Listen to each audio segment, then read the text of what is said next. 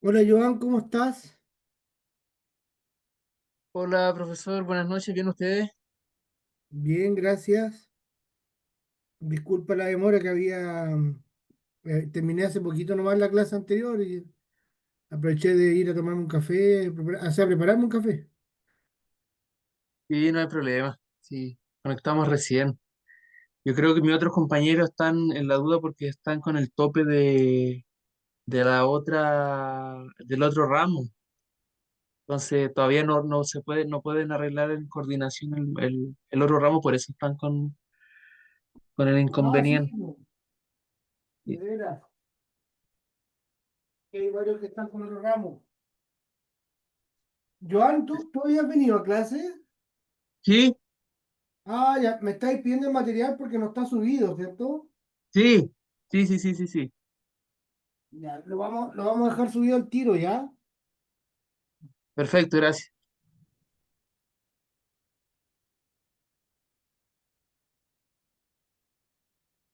Te voy a compartir mi pantalla, de hecho.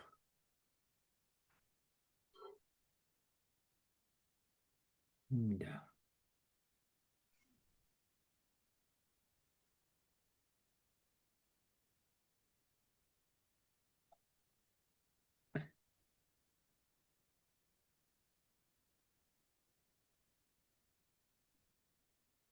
Ya, este es el curso número 81.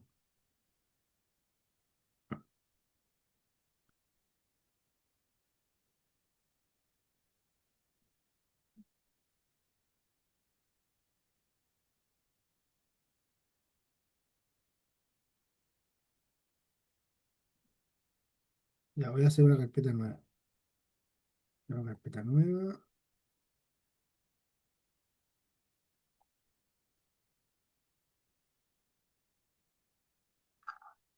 Vamos a poner material de clases.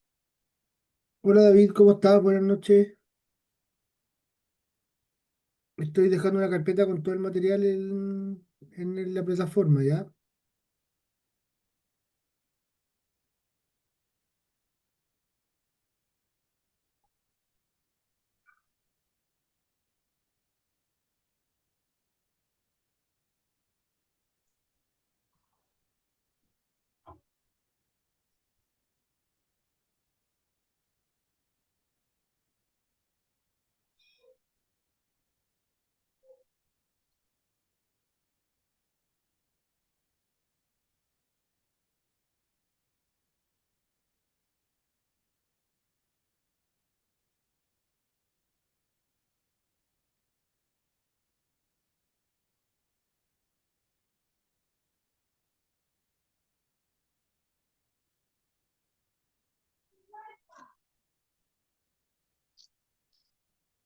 Ahí quedó subida la pauta también, ¿ya? La pauta del trabajo con la rúbrica. Ah, perfecto, gracias.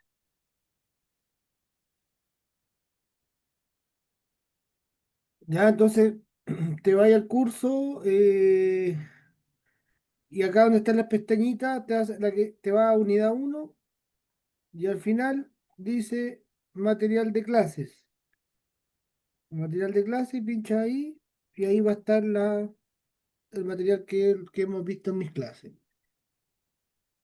Ya hay otra carpeta que dice descarga aquí el material de la unidad uno. Es el material que sube la carrera, que sube la universidad. ¿Ya? También hay un PowerPoint ahí para que le echen una mirada.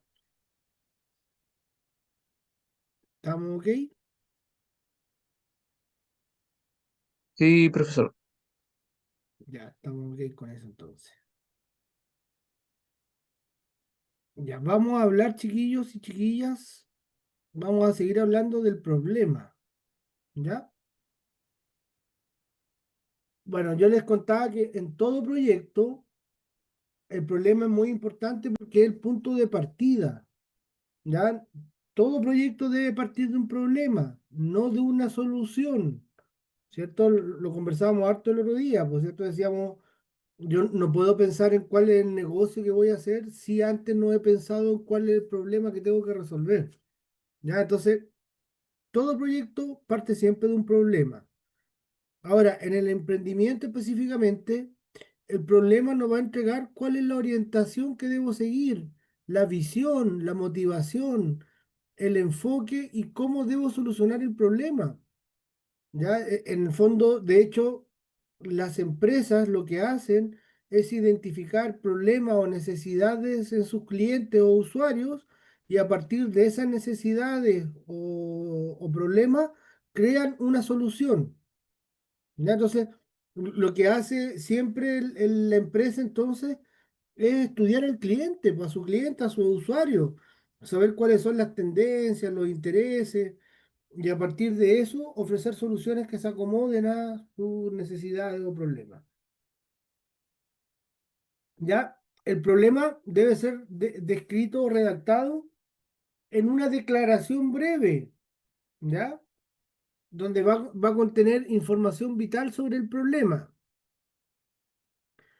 Cuando una persona lee el enunciado del problema, debe quedar claro cuál es el problema y a partir de ahí, ¿cierto? ¿Cuál sería el plan con el cual lo vamos a resolver ese problema? Generalmente vamos a partir identificando el problema a través de una lluvia de ideas, ¿cierto? Vamos a anotar muchos problemas que puedan venir y cuando ya logramos identificar uno que nos llama la atención, es importante responder las cinco preguntas de las 5 W, que son las preguntas de quién, qué, dónde, cuándo y por qué. ¿Ya? ¿Quién quiere decir quién tiene el problema? ¿Qué quiere decir qué problema tiene? ¿Dónde está el problema? ¿Cuándo existe ese problema en cuanto al tiempo? ¿Y por qué? O cuáles son las causas que nos llevan a ese problema?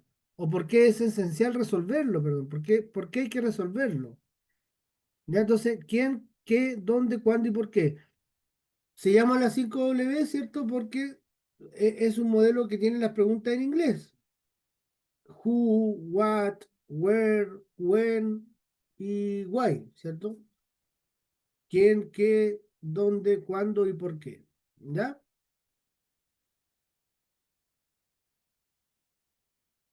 Entonces, una vez que ya tenemos eso, tenemos, o sea, el problema, pero también tenemos identificado quién tiene ese problema, dónde, cuándo y por qué, ya estamos en condiciones de declarar el problema, ¿cierto? A través de una oración o de una afirmación.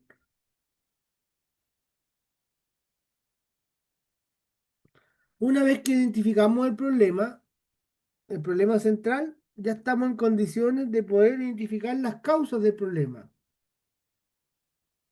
ya para posteriormente esas causas transformarlas en solución.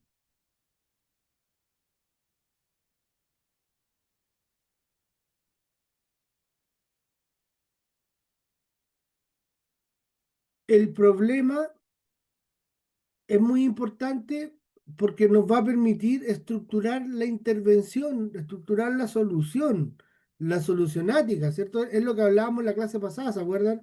Que yo les hablaba que había una necesidad de orden superior, esas necesidades se desglosaban en necesidades más chiquititas y esas necesidades en problemas. Entonces, el problema va a permitir abordar la intervención, va a permitir generar una intervención, una solución. ¿Ya? Entonces, un buen problema nos va a permitir identificar por qué se requiere hacer una intervención, a quiénes irá dirigida esa intervención, para qué o cuáles son los objetivos, también cuáles son los métodos, los indicadores, dónde se va a efectuar la intervención, cómo se van a alcanzar los objetivos, es decir, cuáles son las actividades que vamos a realizar y los productos que tenemos que desarrollar, cuándo y cómo, un cronograma, ¿cierto? O con qué recursos se va a realizar la intervención y cuál será la manera en que vamos a observar los resultados, cómo vamos a hacer seguimiento, cómo vamos a hacer evaluación. Entonces, todo esto solamente se puede responder una vez que tengamos identificado el problema. Entonces, por eso decimos que el problema es el punto de partida de la solución. Porque si no tenemos identificado el problema, nada de esto podríamos responder o no podríamos responder todo esto. Ahora, nosotros vamos a enfocarnos en el problema, no en la solución. Nosotros en nuestra entrega no vamos a hablar de objetivos, no vamos a hablar de beneficiarios, no vamos a hablar de clientes, no vamos a hablar de usuarios. Vamos a hablar solamente de cuál es el problema y quiénes son las personas que tienen ese problema.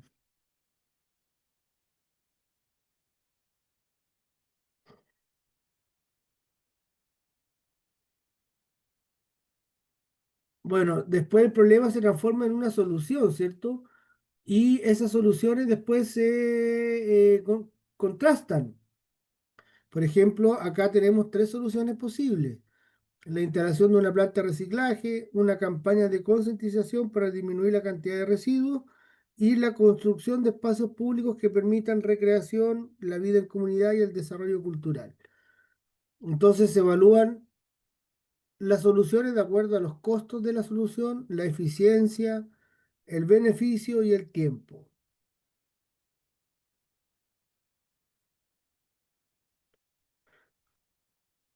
Acá encontramos, por ejemplo, al hacer la evaluación, que la construcción de espacios públicos es la mejor solución. Tiene un nivel de costo 3, tiene una eficiencia de 5, tiene un beneficio de 5 y la duración en el tiempo es de 6. O sea, a largo plazo la solución. Por lo tanto, el total da un 5, viene a ser la solución más viable. Pero eso sale del problema. Saber cuál es la mejor solución va a ser de acuerdo al problema que logremos identificar. El problema, chiquillos y chiquillas, o cuando identificamos el problema, lo que estamos haciendo es un diagnóstico. ¿Ya? ¿Por qué es un diagnóstico? Porque un diagnóstico es sinónimo de una evaluación. ¿Ya? Entonces, lo que hacemos acá, cuando identificamos el problema, es hacer una evaluación o una medición de cómo está el problema hoy día en un determinado grupo o en una determinada comunidad. ¿Cómo existe el problema hoy día? ¿Ya? Ahora, ese diagnóstico o esa evaluación que nosotros hacemos hoy día, podemos hacerlo una vez que el proyecto ya inició. Eso sería hacer un seguimiento, ¿cierto? Un diagnóstico. También podríamos hacer un diagnóstico cuando termine el proyecto y también podríamos hacer otro diagnóstico una vez que el proyecto ya terminó. ¿Ya? Entonces, el diagnóstico es el proceso de evaluación, análisis, medición, ¿ya? Que nos va a permitir identificar un problema.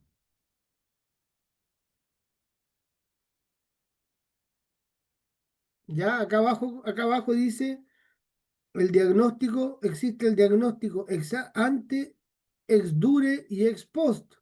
El diagnóstico ex ante es el diagnóstico inicial, el que vamos a hacer con la situación actual. El diagnóstico ex dure es como vamos a evaluar el proceso y el diagnóstico o evaluación ex post es la evaluación que vamos a hacer después de terminado la intervención. Es como el seguimiento. ¿Ya? Entonces, volvemos sobre el mismo problema para ver cómo ha ido evolucionando, para ver si lo hemos podido disminuir a medida que vamos implementando nuestra solución. Ya, entonces, el problema, la identificación del problema también es un diagnóstico, ¿ya? Y este diagnóstico lo podemos usar varias veces dentro de un proyecto.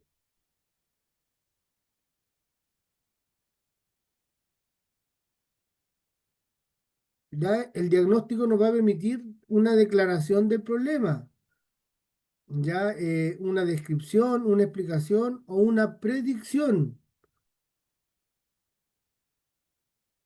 del problema. ¿Ya? La declaración del problema va a contemplar el problema en sí, la población la cual está viviendo ese problema, el lugar o localización o la geografía del lugar donde están las personas y finalmente cuál es el déficit, la carencia, la falta de solución que andamos buscando.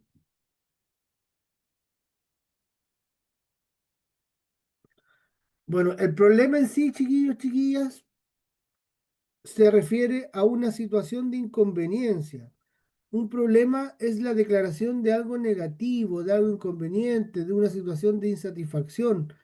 Un problema se refiere, ¿cierto?, a algo negativo, a un hecho negativo, y debe expresarse de forma negativa, ¿cierto? Por ejemplo, no sé, pues, bienestar disminuido, bienestar deteriorado, un bajo nivel de X cosa, un alto nivel a lo mejor de otra cosa que sea negativa. ¿Ya? Entonces siempre es una frase, una declaración muy directa, pero que debe mostrarnos algo negativo, debe estar escrita en negativo.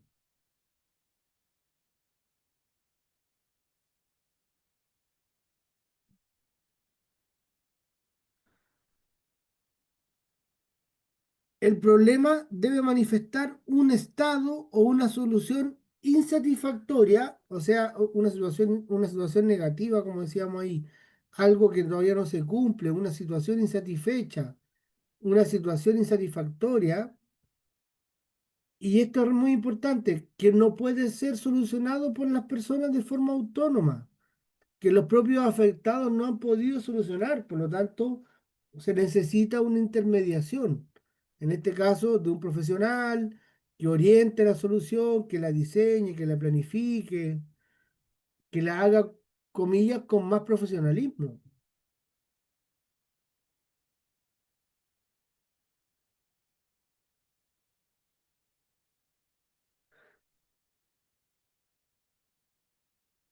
Bueno, una vez que se seleccionó el problema, que se identificó el problema, tenemos que describir el problema, es decir, contar cómo son sus características, identificar las variables que los constituyen.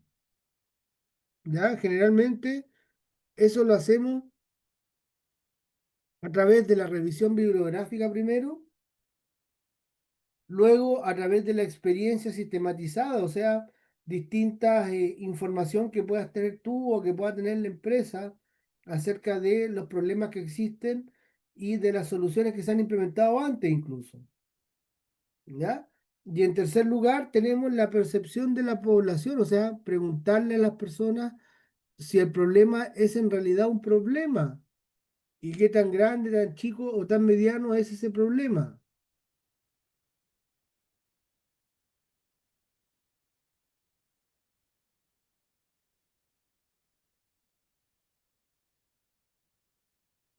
Algunas herramientas para identificar el problema. Primero, análisis de los contextos, o sea, mirar muy bien hacia dónde estamos, po.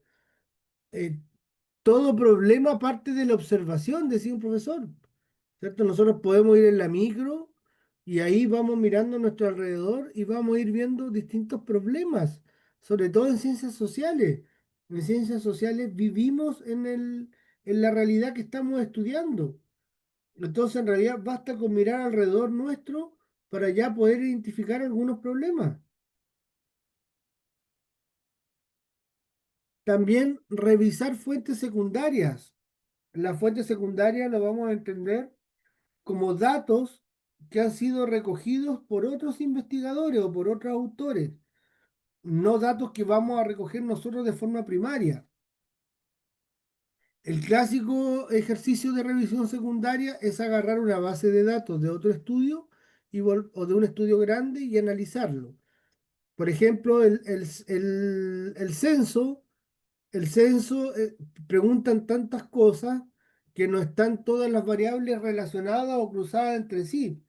Entonces, mucha gente se dedica a agarrar esas bases de datos con planillas y empezar a hacer análisis, a relacionar variables.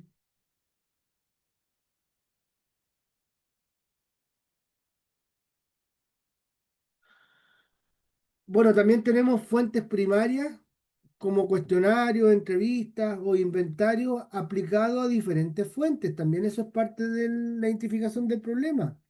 No siempre la solución va a estar en los libros. Muchas veces vamos a levantar la solución con los propios afectados. Con ellos vamos a identificar el problema. Comparar estándares, comparar variables, factores. indicadores, números, observar la realidad y consultar con expertos. Distintas herramientas entonces que nos van a permitir identificar un problema. Bueno, existen diversas técnicas también para identificar un problema, como por ejemplo la espina de pescado y el árbol de problemas. ¿Ustedes conocen el árbol de problemas? Sí, profesor. ¿Sí? ¿En qué asignatura lo vieron? Que lo hemos ocupado ya en varias asignaturas, profesor. Pero sí, básicamente lo de colocar las causas a nivel de las raíces, ¿no es cierto? La problemática en la parte central y las consecuencias en las ramas, si bien, bien a grosso modo, ¿verdad? Muy bien, Héctor. Lo mismo que ustedes le han enseñado en otras asignaturas, lo tenemos que ver acá. ¿Ya? Insisto en un tema muy importante. No caigan en la tentación de empezar a hablar de la solución. ¿Ya? No vamos a hablar de la solución, no vamos a hablar de objetivos, no vamos a hablar de beneficiarios, porque hasta el momento estamos pensando solo en negativo. ¿Ya? En el otro paradigma me pasó mucho eso, que como que me leían el problema y el problema era algo puesto en positivo, por ejemplo. O el problema, en vez de un problema, está redactado como un objetivo, fortalecer no sé qué cosa. No, pues acá tiene que ser lo negativo, el problema, la consecuencia que eso trae. Bueno, el árbol de problema es una técnica que permite identificar un problema, pero también identificar, analizar y evaluar los efectos que ese problema trae. A eso, los efectos, las consecuencias que ese problema trae y también las causas que tiene el problema. Entonces, el árbol de problema es una herramienta que nos permite jerarquizar los problemas, ¿ya? Donde tenemos un problema central, luego tenemos un efecto y las causas abajo. Entonces, el árbol de problemas, chicos, fluye siempre de abajo hacia arriba. Siempre la energía, digamos, o la línea, la flechita, ¿cierto? Va a ser de abajo hacia arriba. O sea, las causas generan el problema central y el problema central genera una serie de consecuencias o de efectos. Ahora, ¿por qué es tan importante?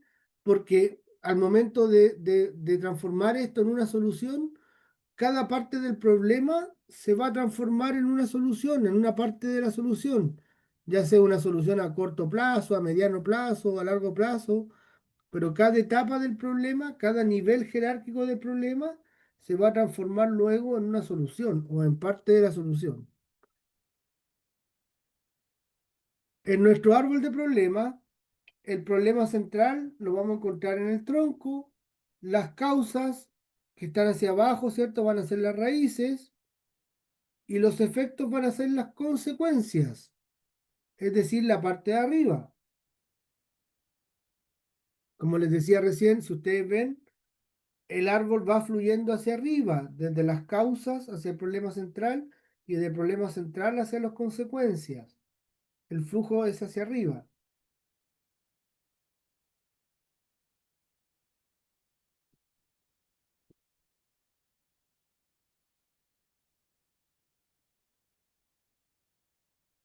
Muy bien, Bernardita, muchas gracias. Yo no le voy a dar más de una clase, en realidad son un par de minutos nomás, pero es lo mismo, Bernardita, ¿ya?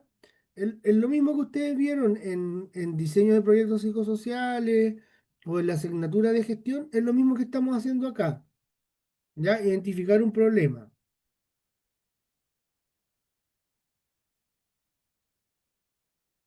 Bueno, algunos tips, ¿cierto? O algunas restricciones en realidad que tiene el árbol de problemas.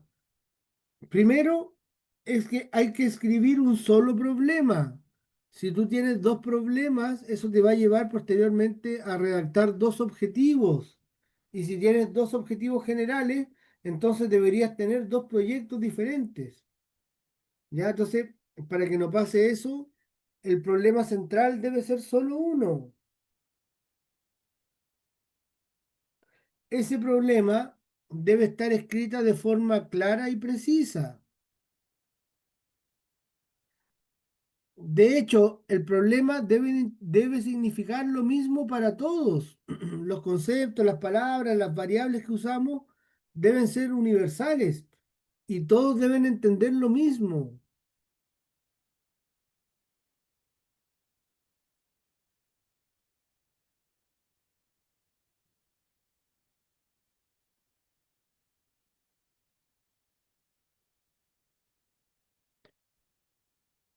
Siempre el problema, chiquillos, se formula en negativo. Ya, como decíamos hace un rato, un bajo nivel de tal cosa, o deteriorado tal cosa, o un déficit de tal cosa, ¿ya? Y es muy importante que el problema no sea la ausencia de una solución. Por ejemplo, el problema no puede ser la ausencia de una ambulancia en un consultorio, porque la ambulancia en realidad es una solución para un problema que tiene que ver con el traslado de los pacientes o con el transporte de los pacientes. Entonces, ese es el problema central, no el hecho de no tener una ambulancia, sino que la dificultad que tiene la gente para poder trasladarse. La gente enferma, por ejemplo, que tiene una movilidad reducida, que tiene que asistir a un consultorio, ¿cómo se ve afectada?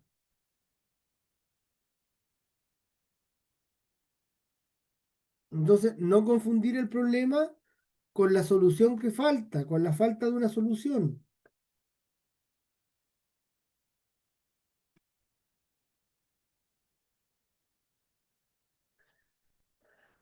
Además de identificar un problema, es necesario o se puede realizar la identificación de las repercusiones o de los efectos o de las consecuencias que va a traer ese problema.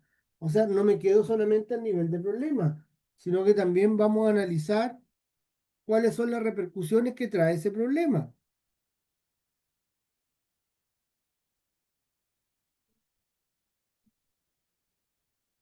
Ahora, esas repercusiones que va a traer el problema también van a ser en diferente nivel. Vamos a tener repercusiones muy concretas y muy cercanas al problema mismo y otras repercusiones mucho más abstractas, mucho más genéricas y mucho más alejadas del problema mismo. Entonces, justamente esa es la forma. Vamos a ir de lo concreto a lo abstracto, de lo más particular a lo más general.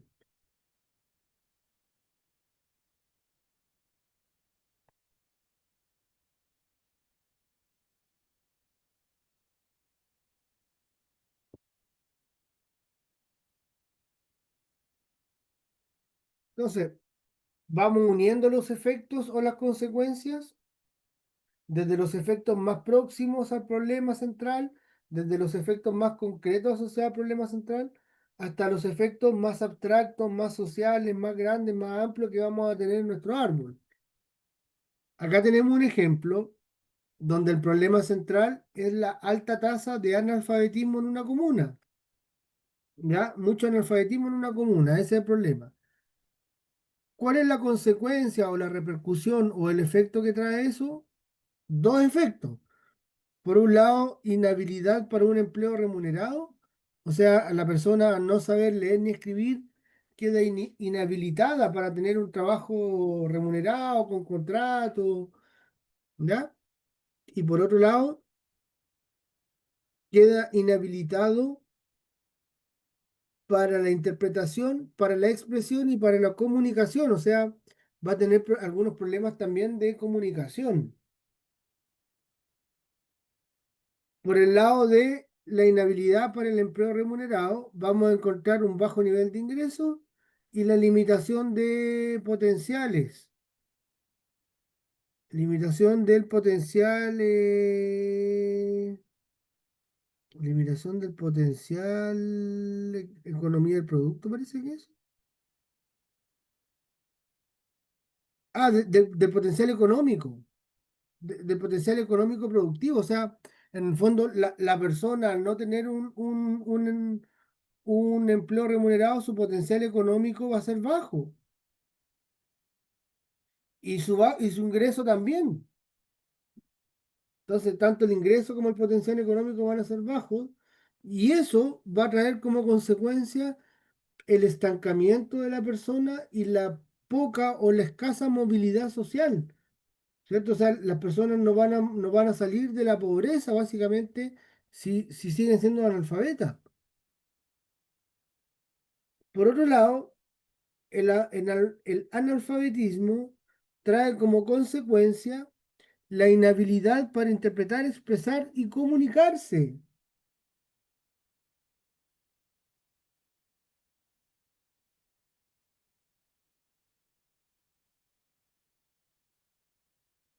Mm.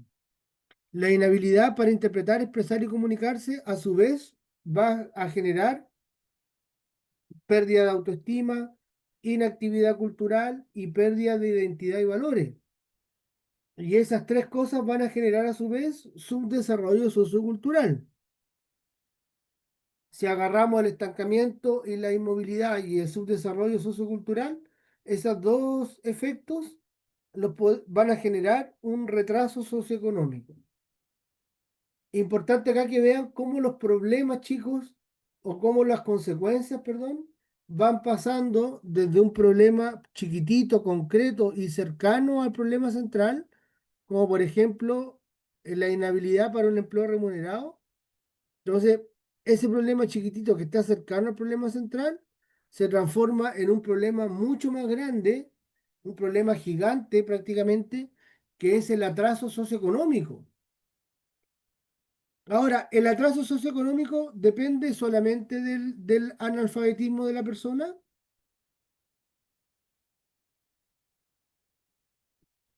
De las oportunidades también, profesor, me imagino. ¿Y de qué dependen las oportunidades o de qué pueden depender las oportunidades, Héctor? Mirándolo desde la perspectiva, no sé, del Estado, por ejemplo, de las políticas sociales, ¿no es cierto? O del modelo económico también, ¿verdad? Del gobierno de turno también, o de las políticas ya a nivel de Estado también.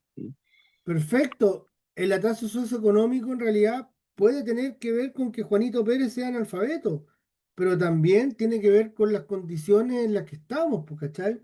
Tiene que ver con variables económicas, variables políticas, culturales, sociales, que van a también explicar este atraso socioeconómico. Si no es solamente por no saber leer ni escribir, pues. Tiene que ver también, como si tú, con las políticas públicas, con el lugar a lo mejor donde la persona vive, con la familia en la cual le tocó vivir o nacer.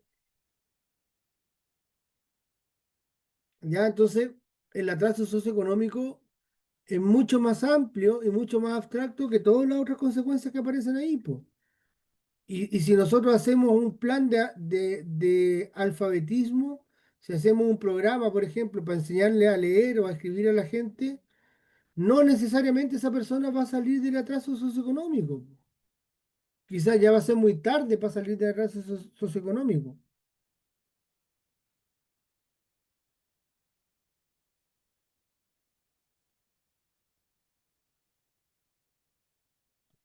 Ya entonces los efectos van saliendo desde el problema central hacia arriba y tenemos, mientras más cerca del problema central, más concreto es el problema y a medida que se va alejando el problema central hacia arriba, el problema va a ser más abstracto, más difícil de intervenir en el fondo, más volátil.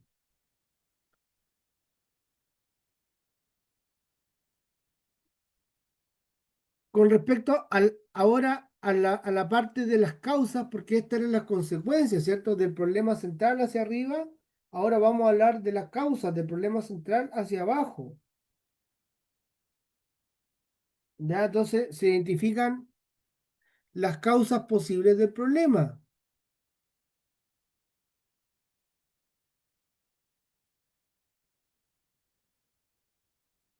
Acá tenemos entonces el mismo ejemplo, donde tenemos la alta tasa de analfabetismo iba a ser el problema central, y que va a estar determinado por dos causas, por un déficit de atención escolar y por analfabetismo de adultos. ¿A qué nos referimos con un déficit en la atención escolar, creen ustedes, chiquillos? Eh, cuando hay un pequeño descuido en lo que es, lo que es el aspecto escolar, en cuanto a los profesores, orientadores, que toma importancia los psicopedagogos o el equipo profesional que necesitan en los colegios. O lo otro sería hablar como trastorno de déficit de atención. No, no, eso es lo que acá no estamos hablando del trastorno de déficit de atención, sino que estamos hablando del sistema escolar, de qué tanta Ya, pues eso, atención, de qué tanta atención presta el sistema escolar. ¿Cachai? Entonces, las causas de que esta atención sea deficitaria es por un lado que las aulas son inadecuadas, pero también que hay un uso ineficiente de la capacidad. O sea, hoy día tenemos capacidad, pero está siendo mal ocupada. ¿Ya? Y por otro lado tenemos el analfabetismo de adultos, ¿cierto? Donde las personas no tienen acceso a programas de alfabetización.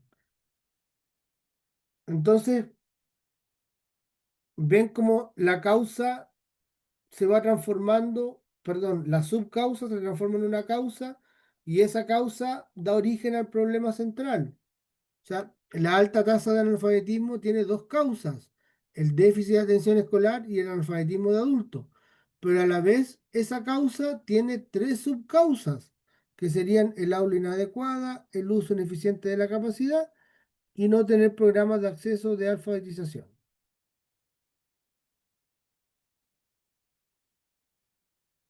Acá tenemos el árbol completo.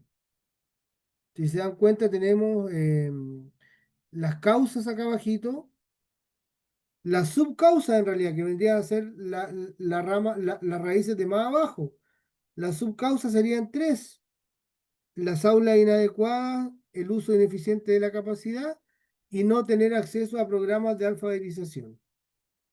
Esas tres subcausas generan dos causas: el déficit de atención escolar y el analfabetismo de los adultos.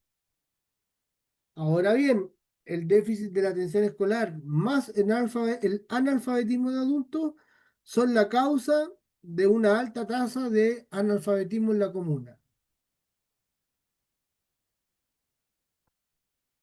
La alta tasa de analfabetismo genera a su vez inhabilidad para interpretar, expresar y comunicarse e inhabilidad para el empleo remunerado, ¿cierto? Y así seguimos las consecuencias hacia arriba.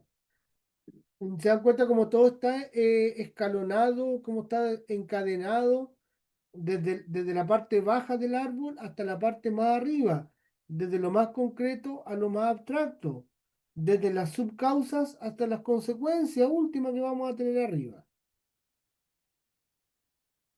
Bueno, y se llama árbol de problema porque tiene la estructura de un árbol: la rama, el tronco y las raíces.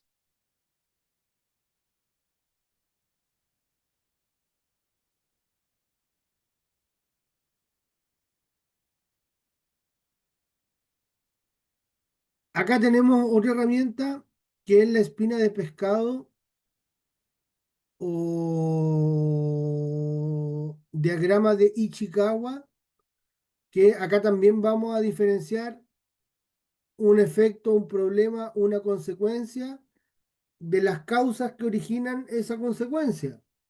¿Ya? Entonces, el efecto o problema que aparece ahí puede tener seis causas posibles. ¿Ya? La primera causa es el método, es decir, el procedimiento, la forma. El segundo efecto puede ser la máquina. El tercero pueden ser los materiales. La cuarta puede ser la mano de obra. La quinta el medio.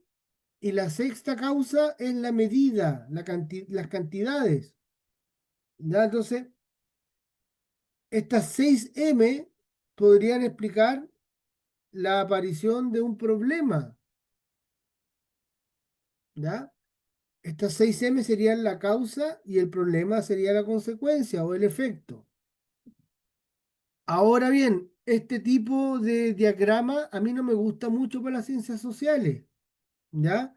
Porque no hace la distinción del problema con las consecuencias, po.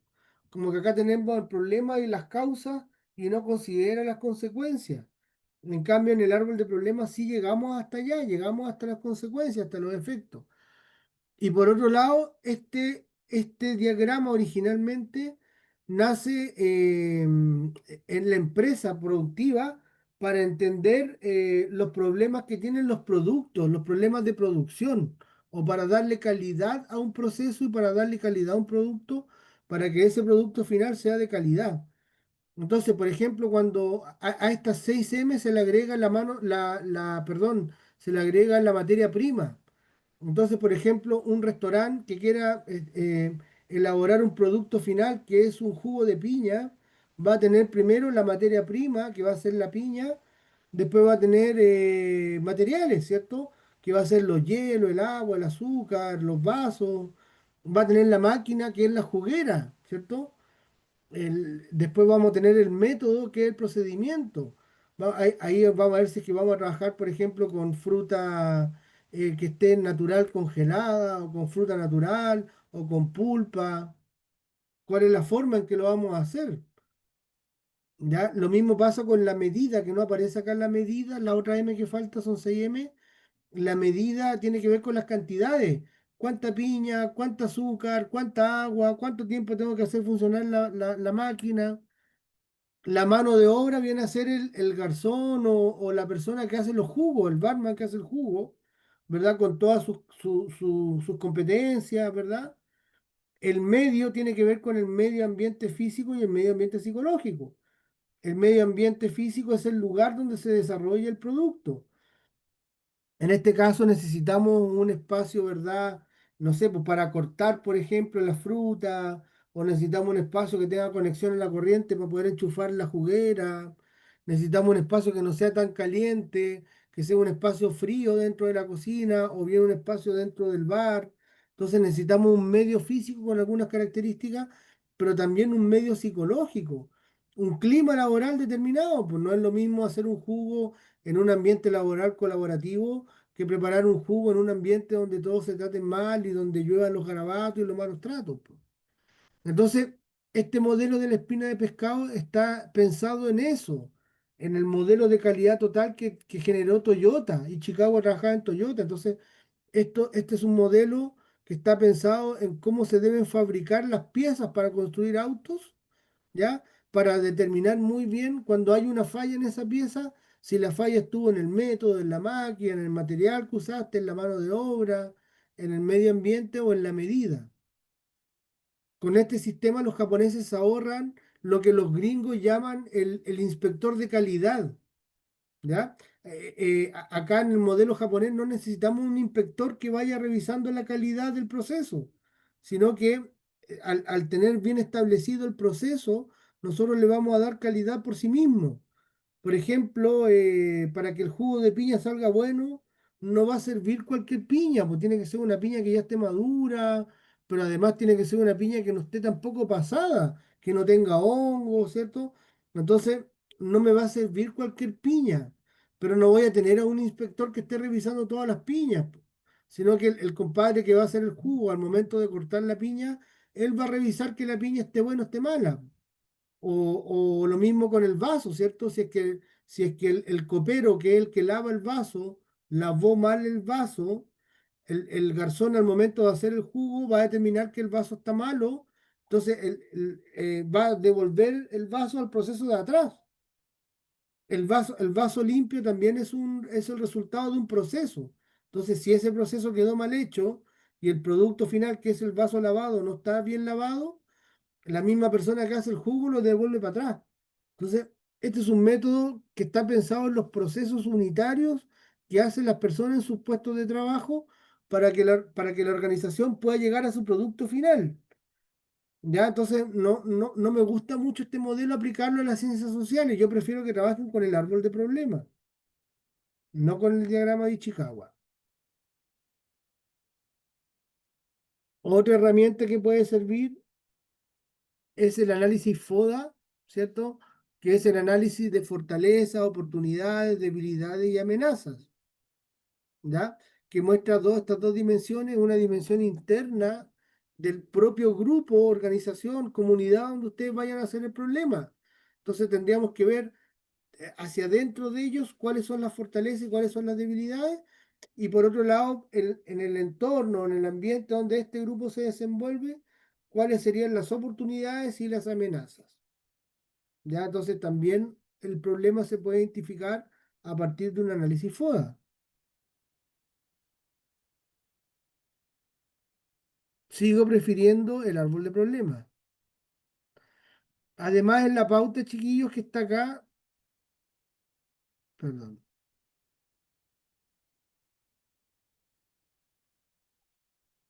acá. En la pauta que está aquí, son 4 preguntas que ustedes tienen que responder. Y en la primera pregunta les dicen, describe el problema, fundamente por qué es relevante desde un punto de vista psicológico y social. Y en tercer lugar, identificar las causas y consecuencias del problema. Entonces, no les estamos pidiendo un árbol de problemas, pero sí le estamos pidiendo que estructure el problema como un problema central, con sus causas y sus consecuencias. Entonces, si bien es cierto, no le estamos obligando a usar el árbol de problemas, el árbol de problemas es la herramienta que mejor les podría servir para responder esta parte del trabajo.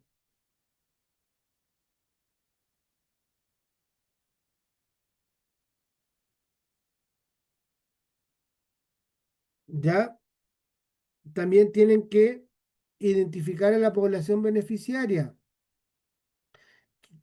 que es cierto, quiénes son los beneficiarios directos e indirectos, pero en este caso, ¿cierto? Vamos a pensar que todavía no tenemos beneficiarios porque todavía no tenemos ninguna solución. Hasta el momento solamente tenemos personas que están viviendo un problema. Entonces, a ellos tenemos que describir quiénes son las personas que están viviendo ese problema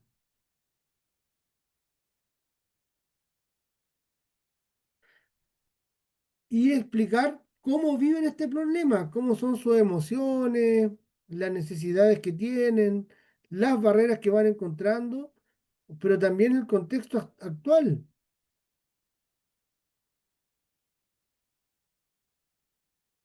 En tercer lugar, nos piden exploración y empatía, ¿cierto? Y el ítem nos dice señalar cómo planean conocer en profundidad las experiencias de los beneficiarios.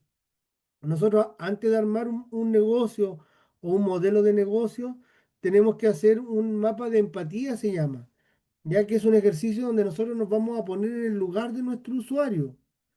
Entonces, para eso debemos establecer muy bien cómo es ese usuario. Entonces, vamos a describir quiénes son, pero también vamos a describir cómo viven la problemática, qué emociones están sintiendo, qué necesidades tienen, qué barreras tienen, ¿ya?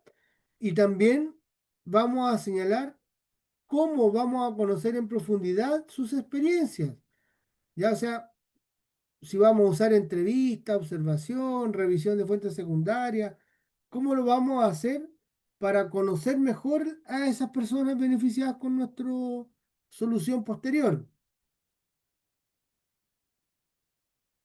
Les va a hacer una entrevista, vamos a hacer una observación, vamos a revisar fuentes, cómo vamos a acercarnos a nuestro cliente, cómo vamos a ponernos en el lugar de ese cliente. Ahí yo les recomiendo que está bien utilizar entrevistas, observación, cuestionario, etcétera, pero que posteriormente esa información la transformemos en un mapa de empatía, que eso todavía no lo tenemos que hacer, pero sí lo podemos nombrar acá como algo que vamos a hacer. ¿Ya? Un mapa de empatía es una herramienta que se ocupa cuando nosotros queremos armar un emprendimiento, ¿ya?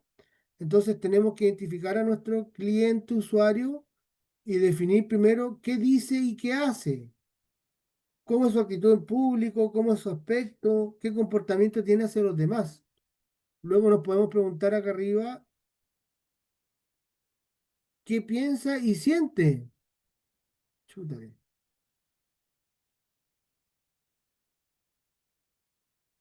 Acá. ¿Qué piensa y siente? ¿Cuáles son sus preocupaciones, sus inquietudes, sus aspiraciones? Luego acá a la izquierda, ¿qué oye? ¿Qué le dicen sus amigos? ¿Qué le dice su jefe? ¿Qué le dicen las personas que son más influyentes? ¿Qué le dice la señora, los hijos? Luego, ¿qué es lo que ve esa persona? ¿Qué está viendo en su entorno? ¿Qué ves en sus amigos? ¿Qué ve en el mercado? Luego acá abajo, los esfuerzos. ¿Qué esfuerzo está haciendo esa persona? ¿Cuáles son sus miedos, sus frustraciones, sus obstáculos? Y finalmente, ¿cuáles son los resultados? ¿Cuáles son los deseos, los obstáculos que esta persona va a tener? Ya entonces, acá les recomiendo que ustedes señalen que van a hacer entrevistas, observaciones, focus group, etcétera, pero que luego lo van a llevar a un mapa de empatía, ¿ya? Y acá cuando describan qué información buscarán obtener, tiene que ver con eso, con identificar qué es lo que esa persona está sintiendo, está viendo, está escuchando, ya cuáles son los miedos, las frustraciones, los obstáculos.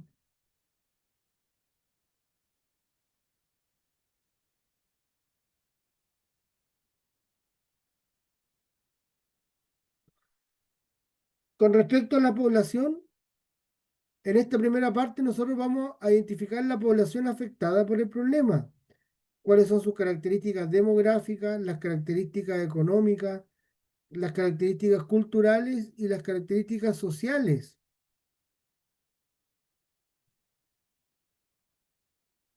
¿ya?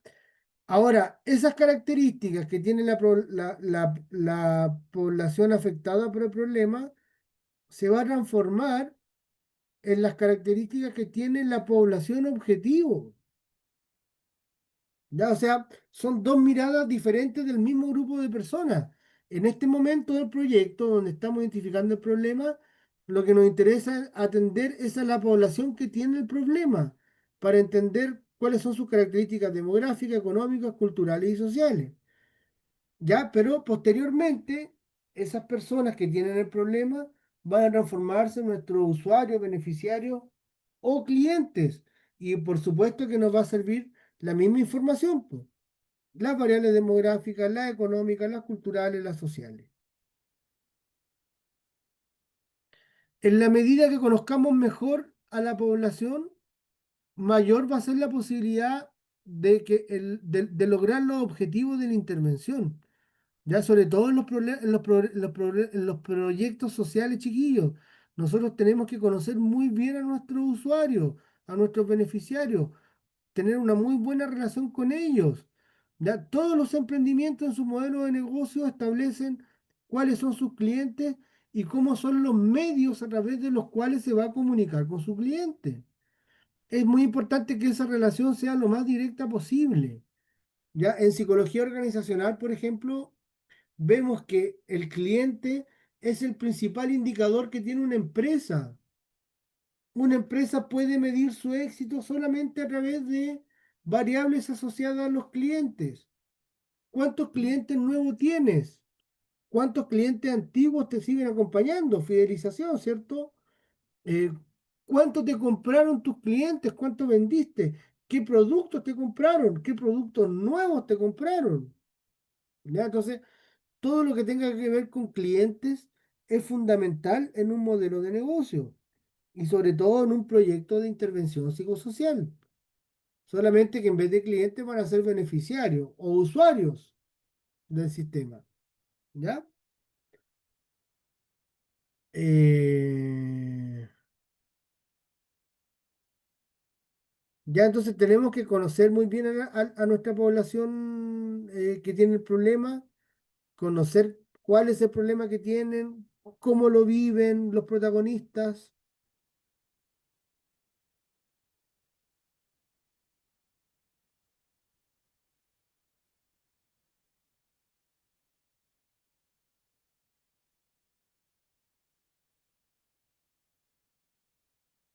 Les compartí, chiquillos, este manual también, que es un manual que entregó el gobierno hace varios años atrás. Esto no es de este gobierno, esto debe ser como del 2012,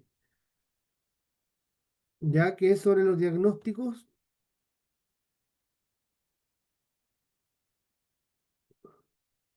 ¿Ese Y profesor lo dejó en la plataforma sí, o lo subí acá? ahora, Ah, ahora ya. cuando empezó la clase, ¿ya? Ok, muchas gracias. Bueno, acá también nos habla qué es el diagnóstico, por qué es importante, cuánto empieza, por qué es importante tener un diagnóstico, para no equivocarse con la selección de problemas a resolver, para atender problemas secundarios y no los principales o urgentes, ¿cierto? O sea, la posibilidad de que se entiendan mal las causas, ¿ya?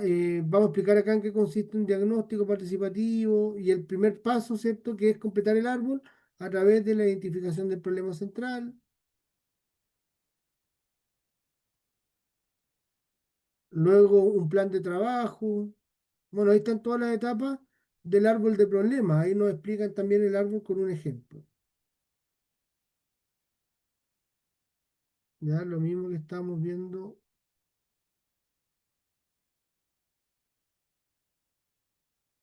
acá.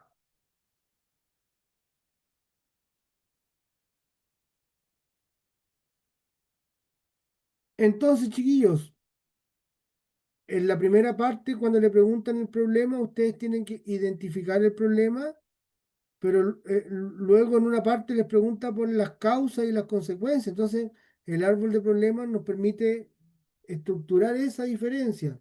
¿Cuál es el problema que está al centro, el central, y cuáles son los problemas que están a la base como causa, y cuáles son los problemas que aparecen como consecuencia? Importante, chicos, mencionar que nosotros solo intervenimos los problemas que son hacia abajo, solamente intervenimos las causas.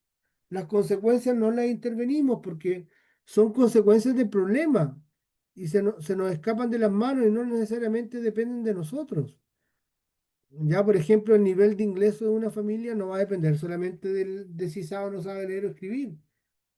Entonces, nosotros solamente vamos a evaluar el proyecto de acuerdo a lo que nosotros podemos intervenir.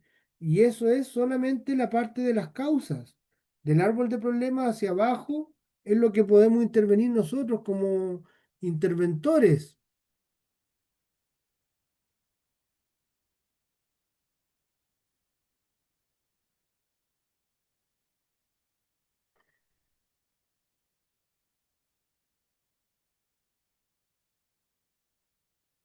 Mm, Ya, entonces, volviendo acá a la pauta, son cuatro preguntas: identificar el problema, describir el problema, contarnos el problema, cuál es el problema, en quiénes, en la zona, el contexto, ¿ya? Luego, ¿por qué es importante este problema? Acá pueden entregar cifras, por ejemplo, sobre el problema, contar testimonios, buscar información a lo mejor de algún ministerio, de algún organismo de gobierno que hable de ese problema. Y finalmente, el árbol de problemas, o sea, las causas y las explicaciones de las consecuencias o los efectos que está trayendo ese problema. Enseguida, la población beneficiaria, es decir, la población que tiene el problema en este momento. Entonces, describir quiénes son esas personas, los directos y los indirectos, ¿ya? Luego, cómo viven actualmente esta problemática. Es decir, qué emociones tienen, qué necesidades, qué barreras, qué contexto tienen. En tercer lugar, la exploración y empatía. Acá tienen que señalar cómo van a llegar más a los usuarios, a través de una entrevista, a través de una observación, a través de revisión de fuentes secundarias, a través de encuestas. ¿Cómo van a conocer mejor, cómo van a conocer en profundidad al beneficiario?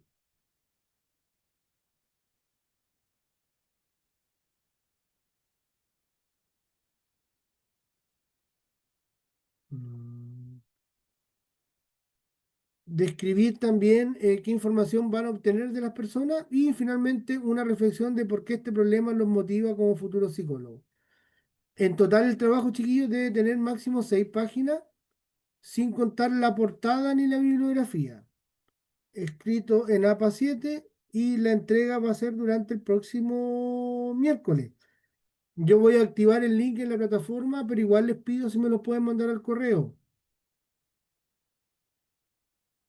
Ya, y aquí abajito está la rúbrica. Profesor, disculpe, para que quede claro, el trabajo es individual, No, Manuel, es grupal. grupal. Ok, perfecto. Sí. Gracias. Dije, parece que 3 personas hasta 4.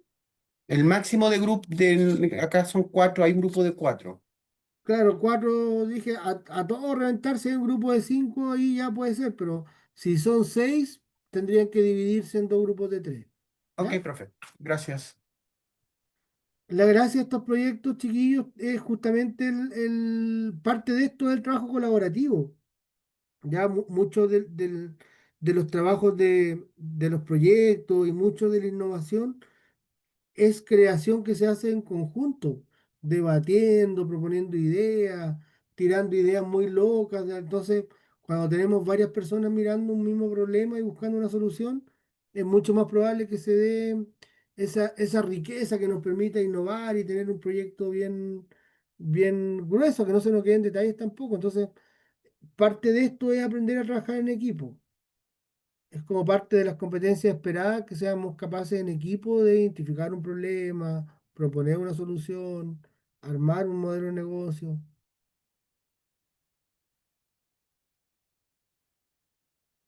Chiquillos, ¿alguien tiene alguna pregunta? ¿Alguien tiene alguna pregunta sobre el problema que tienen, quizás?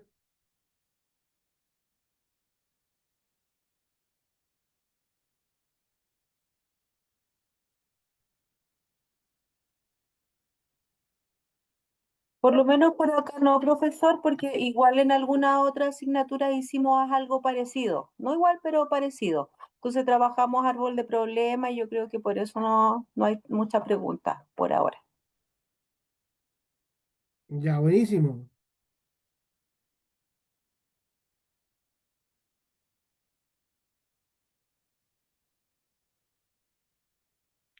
Bueno, cualquier duda que tengan me la pueden hacer llegar por correo, po, ¿ya? Ya, profe, Recuerden que vamos a ver 3 unidades. La primera, el problema. En la segunda, vamos a hablar de la solución. Vamos a hacer nuestros bocetos, vamos a hacer la ingeniería conceptual que hablábamos en la clase pasada. O sea, vamos a diseñar conceptualmente una solución para poder después comparar esas soluciones y decidir con cuál nos vamos a quedar, para que en la tercera unidad ya vamos a transformar esa solución en un negocio o eh, en un... ¿Mm? profesor, disculpe que lo interrumpa, pero Dígame. sí me aparece una duda. Lo que pasa es que como en algún minuto hicimos algo como similar, después se nos plantearon como una evaluación que teníamos que llevarlo a cabo. Aquí no va a ser, ¿cierto? Es solo teórico. Solo teórico, Angélica, porque es muy poquito tiempo, po. Son Sí, 14 sí, no, es semanas que la nomás, otra vez, total.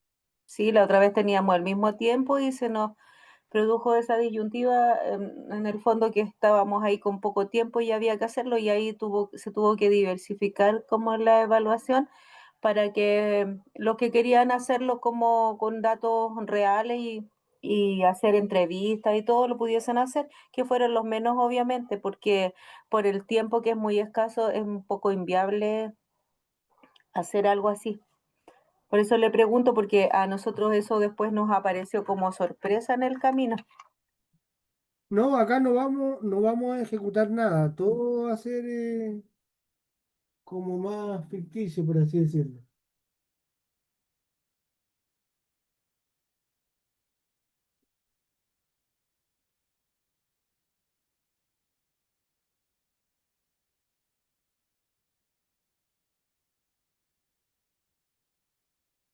Ya, chiquillos, eso sería por hoy día. Ok, profe, muchas gracias. Nos vemos entonces la próxima semana. Hasta Nos luego, buenas vemos. noches. Gracias. Que descanse. Buenas Chao, noches. chao. Vale, profe, que esté bien. Hasta luego. Baje los documentos de la plataforma, ya está todo el material ahí, ¿vale? Vale, Oka, ahí los buscaremos todos.